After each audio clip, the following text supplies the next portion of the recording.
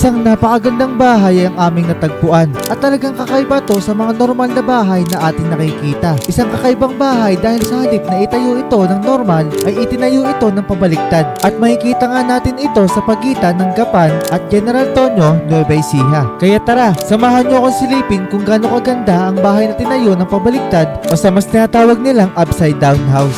Maaga nga kaming umalis para puntahan ang upside down house. Mula Batangas City ay kailangan namin magbiyahe ng halos 4 na oras para marating ang Nueva Ecija. Napakagaganda na ng mga tanawin mula sa mga bundok at talagang mamamangha ka na agad dahil sa biyahe pa lamang ay magandang tanawin na ang iyong makikita. At sa mahabang biyahe ay narating na din namin ang Nueva Ecija at sa baba pa lang ay matatanaw mo na ang kakaibang bahay kaya di na namin pinatagal at inakit na namin ito. Sino ba naman ang hindi mamamangha sa ganda ng idea na ito? Siguradong dadayuhin ito ng maraming tao. At tinanong ko nga pala kung bakit ganitong design na bahay ang kanilang pinagawa. At ito ang sabi ni Sir Gilbert. Ako po si Gilbert Pahimna. Ang brother ko po ang may-ari ng Upside Down House na ang idea ay ginaya niya sa Niagara Falls sa hangganan ng Canada at ng US. So nagkaroon siya ng idea na magpatayo ng tourist spot na gaya nito.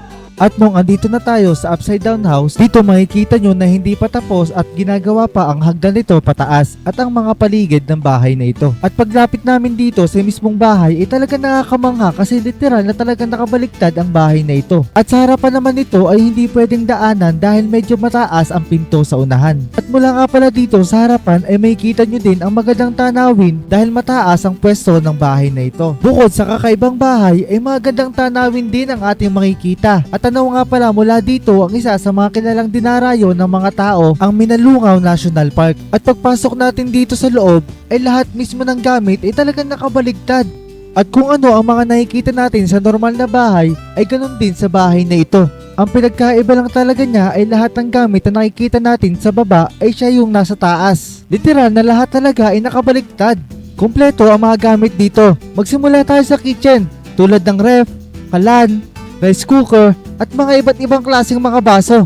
Kahit mga lamesa nito ay nasa taas na kung tititigan mo ay talaga nakakatakot dahil akalain mo na malalaglagan ka. Pero matitibay naman daw ang lahat ng yan. Kahit mga plato at spoon and fork ay hindi nila pinalampas kahit mapatibi man yan. Mapa-aircon at mga pan-display dito sa bahay na ito.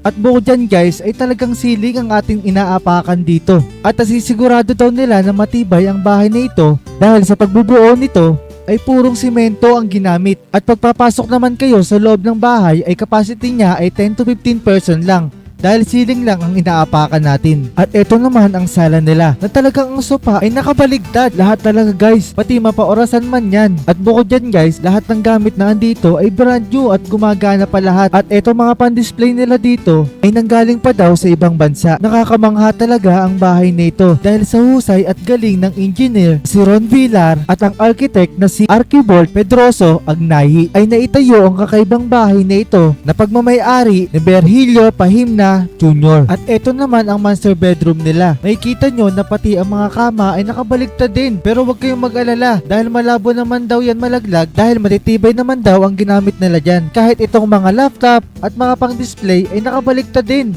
At ito ang nakakatuwa dito guys. Dahil pati ang CR ay hindi nila pinalampas kahit itong bowl na to. Kakamangha talaga dito guys at talagang detalyado lahat. At ito naman ang children's bedroom na kahit ang kama at ang mga toys ay nakabaligtad din. At tingnan nyo naman guys, pati mga sapatos dito ay bagong bago. Grabe ang gaganda dito guys. At kung makikita nyo, pati ang mga hanger at mga washing machine ay nakabaligtad din. Ito guys at ipapakita ko sa inyo ang buong loob nito nang hindi nakabaligtad para makita natin ang ganda nito. Hindi pa nga pala ito guys nag-ooperate ha. Baka next month pa daw ang open nila dahil hindi pa tapos ang pag-aayos nila dito. Pero malapit na to. Soon ay makakapunta na rin kayo dito. At dito nga lang pala ito sa Nueva Ecija.